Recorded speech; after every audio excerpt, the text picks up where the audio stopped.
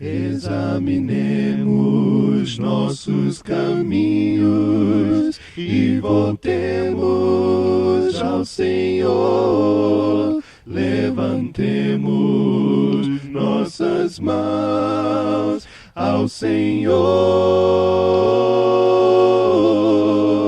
Levantemos nossas mãos ao Senhor dos céus. Olá, irmãos e amigos, estamos juntos mais uma vez para o nosso café com Deus. Meu nome é Edivaldo José e hoje gostaria de compartilhar mais uma meditação baseada na carta de Paulo aos Efésios, capítulo 3, verso 16.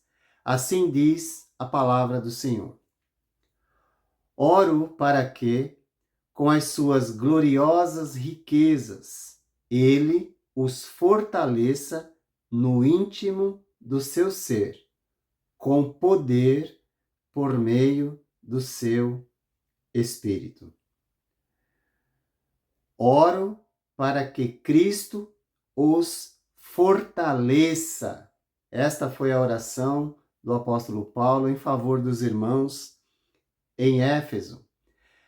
Pense bem, viva melhor, pense nesse momento no propósito desta oração e se conecte nesse momento com o seu interior. O propósito dessa oração segue o que Deus tem preparado para cada um de nós. Oro para que.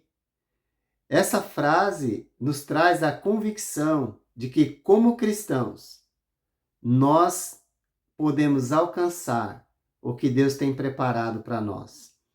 Certamente, como cristãos, você já deve ter ouvido a pergunta: quem domina a sua vida? Nesse trecho, Paulo ele não faz uma pergunta, mas ele ora para que Cristo os fortaleça por meio do seu Espírito e habite em seu interior, fortalecendo no íntimo do seu ser e fazendo isso com poder, o poder que ele nos deu por meio do Espírito, para que a sua vontade prevaleça em nossa vida.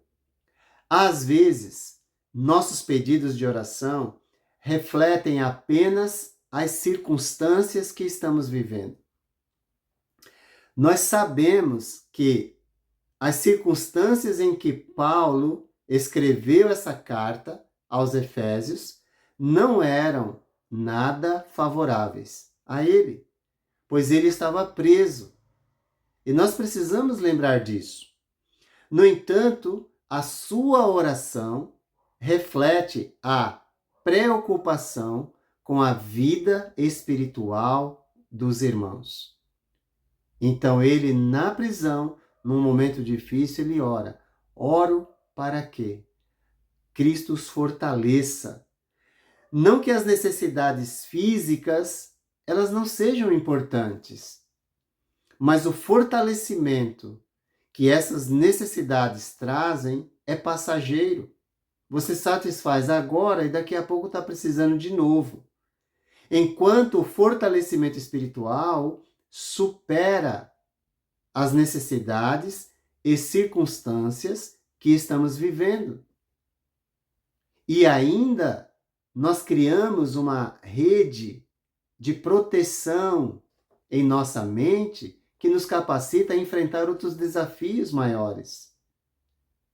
A expressão nesse momento íntimo do seu ser é a tradução de uma expressão grega, esso-antropon, que significa simplesmente homem interior, homem que olha para dentro, aquele que caminha para dentro a fim de ter um encontro consigo mesmo. Olhe para dentro de você o que está dominando a sua vida. Porém, o impulso que ele tem para olhar para dentro de si são as gloriosas riquezas de Deus, que estão relacionadas às promessas que Deus faz para nós. E Deus é fiel em cumprir aquilo que ele fala, tá bom?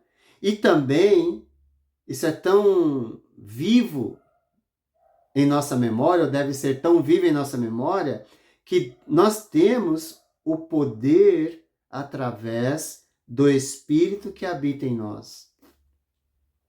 O poder para superar todas as circunstâncias. Por quê? Porque esse mesmo Espírito nos dá garantia da nossa salvação, da vida eterna. O poder que nos envolve está relacionado à força para enfrentar os desafios e também habilidade para encontrar equilíbrio no meio dos desafios. É Deus quem dá, então se conecte com Ele. Tenha consciência das promessas dele, das riquezas que ele oferece. Então a expressão os fortaleça no íntimo do seu ser com poder por meio do seu espírito nos oferece a força que precisamos e essa habilidade para agir com sabedoria em qualquer situação. Sendo assim, cabe a pergunta que fizemos anteriormente: quem domina a sua vida? Cristo deseja ocupar todo o nosso ser, todos os espaços que envolvem o nosso ser, como ele ocupou o ser plenamente dos primeiros discípulos que refletiam em sua vida a vontade do Pai. O que precisamos fazer para que isso seja também uma realidade em nossa vida?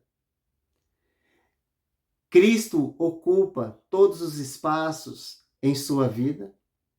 Você consegue ter plenitude de paz, equilíbrio interior no meio das dificuldades, como Paulo teve em sua prisão, como Jesus teve diante dos seus opositores, diante da cruz? Então, o que fazer?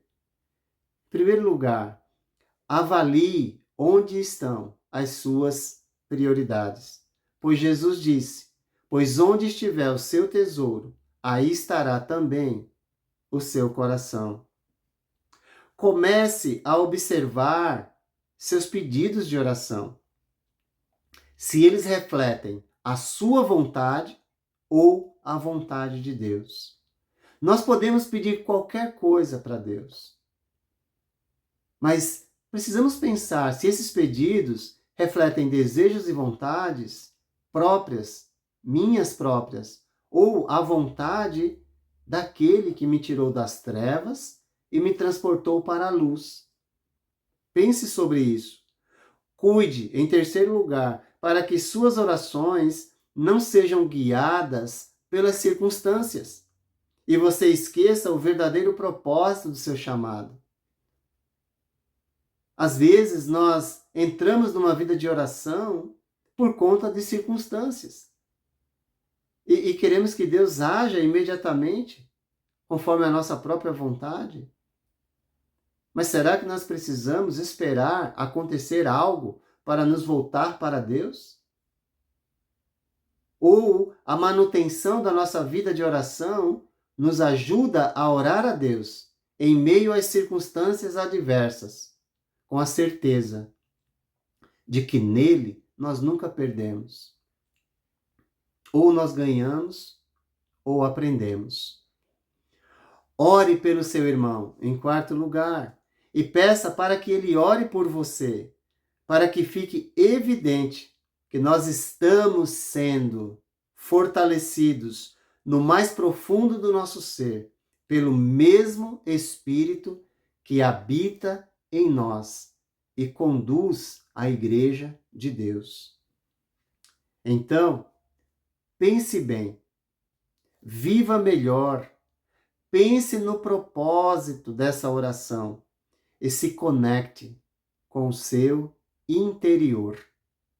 O propósito da oração segue o que Deus tem preparado para cada um de nós. Ao encontrar-se com o propósito de Deus para a sua vida, certamente você orará dizendo: oro para quê? Oro para que a vontade de Deus seja feita em toda e qualquer situação que envolver a minha vida, pois nele não há perda, ou eu ganho ou eu aprendo. Então pense nisso. Quais pedidos você tem feito a Deus? E opere em seu interior. Olhe para dentro de si. Pense que quando agimos conforme a vontade de Deus, ficará mais fácil responder à pergunta: quem domina a minha vida? Eu oro nesse momento para que Deus, segundo a riqueza da sua glória, conceda a cada um de vocês que sejam fortalecidos com poder, mediante o seu Espírito, no íntimo de cada um. E através de nossas orações, nós possamos honrar, exaltar e glorificar a Deus. Que Deus te abençoe e te aguarde. Por bondade do Senhor, nós não somos consumidos, porque as suas misericórdias não têm fim. Novas são cada manhã, novas são cada manhã, e tão grande sua fidelidade.